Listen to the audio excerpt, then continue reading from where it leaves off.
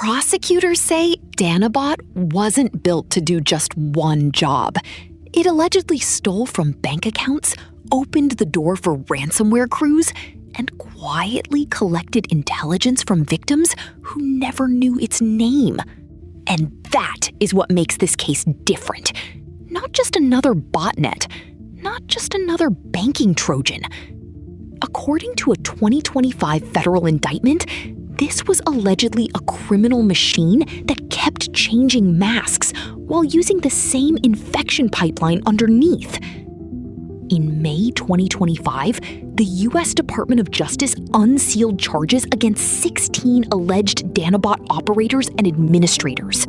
The indictment says the malware infected more than 300,000 computers around the world and caused at least $50 million in damage. That number gets your attention. The structure behind it should scare you more. This story starts with a simple question. How does one malware strain survive long enough to become 3 businesses at once? My answer is this. DanaBot allegedly worked because it didn't stay loyal to one crime model. It evolved from bank fraud into access brokerage, and then into something investigators say drifted toward espionage. A lot of cybercrime stories are about a clever exploit. This one is about a flexible business model. Back in 2018, security researchers at Proofpoint, and later others, began tracking DanaBot as a Malware-as-a-Service operation. In plain English, that means the core operators allegedly built the tool, then let affiliates use it in campaigns for a fee or a cut. Like renting out a getaway car that can also pick locks and copy your house keys on the way out. The first layer was bank fraud. Investigators and researchers described DanaBot as a banking Trojan, malware designed to steal credentials, intercept sessions, and help drain accounts. Not with Hollywood theatrics, with forms, logins, silent redirects, and infected home and office machines. And what impresses me here is how ordinary the victim experience usually was. No explosion on the screen, no dramatic warning, just a normal browser, a normal workday, a normal click. Then, somewhere else, money starts moving. Cybercrime is often terrifying because it feels invisible until the damage becomes physical. A card declines. Payroll stalls. Rent bounces. Error in human judgment or a failure in system design. Which do you think matters more in cases like this? The click that starts the infection or the criminal service that scales it to thousands? Tell me in the comments. Then, DanaBot allegedly grew up. The indictment describes a tiered operation with administrators, developers, and affiliate users. Over time, the malware wasn't just stealing from bank accounts. It was giving criminals persistent access into infected systems. And in cybercrime, access is currency. That second layer is where the case gets darker. Once a machine is quietly infected, that foothold can be monetized in more than one direction. According to the DOJ, DanaBot infections were used to facilitate fraud and other computer intrusions. Security reporting over the years also tied the malware's distribution ecosystem to follow-on payloads, including ransomware activity. The burglary wasn't always the final crime. Sometimes it was the key left under the mat. And if you've followed ransomware cases, you know how this works at the human level, even without the technical details. A small intrusion can become a frozen hospital terminal, a silent factory line, a city office with handwritten forms stacked on folding tables everywhere. We talk about network access like it's abstract. It isn't. It turns into canceled appointments, delayed paychecks, and people staring at dead screens at 6 in the morning. When I read the indictment angle on this, one thing stuck with me. DanaBot allegedly wasn't valuable because it was flashy. It was valuable because it was reusable. Same pipeline, different buyers, different outcomes. That is the thesis of this whole case. The most dangerous criminal infrastructure is not always the one that does the most visible damage on day one. It's the one that can keep being repurposed quietly, profitably, for years. Then comes the third layer, and this is where the 2025 case stops looking like a standard money story. Prosecutors alleged that part of the operation involved a version sometimes called DanaBot Variant 2, used against military, diplomatic, and government-related targets. Same family, different mission. Notice what that means. The invisible conveyor belt that allegedly moved banking theft and criminal access could also, investigators say, support intelligence collection.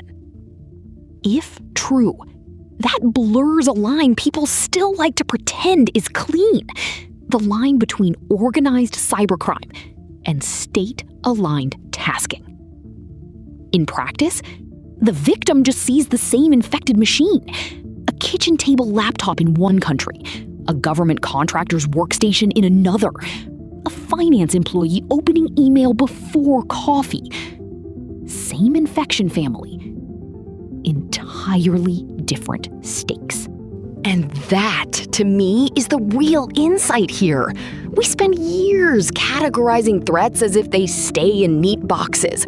Fraud over here, ransomware over there, espionage in a separate file. DanaBot allegedly shows what happens when the infrastructure ignores our categories. The malware doesn't care which motive is attached to the next campaign. If that overlap hits you the way it hit me when I went through the case details, leave a like, because this is one of those stories that changes how you look at the word malware. Urgent. The timeline matters. Researchers first documented the malware in 2018. The indictment, unsealed in 2025, describes conduct stretching across years with alleged operators based in Russia and elsewhere. Europol and multiple law enforcement partners announced a coordinated disruption around the same time, including command and control takedown efforts and charges tied to the operation. That gap tells its own story. These cases take time because criminal infrastructure is built to survive pressure. Think about the patience on both sides. Criminal operators allegedly refining a product over years. Investigators collecting logs, wallets, infrastructure records, aliases, and cooperation across borders. Cybercrime can feel instantaneous when you're the victim. For prosecutors, it is often a long winter. But the most unsettling part may be this. Most people touched by DanaBot probably never said the word DanaBot once. They just experienced the consequences. A drained account, breached employer, a ransomware event downstream. Maybe an intelligence collection target never realizing the same criminal plumbing had been used on ordinary banking victims too. That twist changes the scale of the story. This was not just a named malware family for security people to track on dashboards. It was allegedly a shared service layer beneath multiple kinds of harm. When a criminal service becomes infrastructure, taking down one campaign doesn't remove the business logic that made it profitable. If you like understanding cybercrime from the inside, through indictments, not headlines, subscribe. I cover cases like this every week. and the documents are often stranger than the movies. There's also a hard lesson here for defenders. People love asking which malware is the worst. I think that's the wrong question. The better question is, which infrastructure can serve the most customers across the most motives without the victim noticing? That's the kind of system that scales from theft to coercion to intelligence work. And yes, I think this case says something uncomfortable about the future. The line between cybercrime and national security is not disappearing because hackers got more ideological. It may be disappearing because reusable criminal services are simply too useful. If a pipeline already works, someone will rent it, hijack it, or quietly steer it. So who paid the bill? According to the DOJ, victims included infected systems worldwide, financial losses in the tens of millions, and a botnet that investigators say touched hundreds of thousands of computers. But the real bill lands lower than that. On the person locked out of payroll, on the small business owner with fraudulent transfers, on the employee whose machine became part of a hidden supply chain of crime. Gone. Quietly. At scale. In May 2025, the unsealed federal case put names, aliases, and structure onto something that had operated in the background for years. Whether every allegation is ultimately proven in court is for the legal process to decide. But as an investigative story, DanaBot already matters for what it reveals. One malware platform can allegedly become a marketplace, a delivery service, and a bridge between criminal profit and intelligence collection. And maybe that's the cleanest way to end it. DanaBot was never just malware on a victim's computer. According to prosecutors, it was a business model hiding inside an infection. Once you see that, a lot of modern cybercrime starts to make more sense. If true crime tech fascinates you, subscribe and turn on the bell. Here, the details come from indictments, takedowns, and forensic reports, not just headlines. Next time, I'll show you another case where the most important part of the crime was the infrastructure.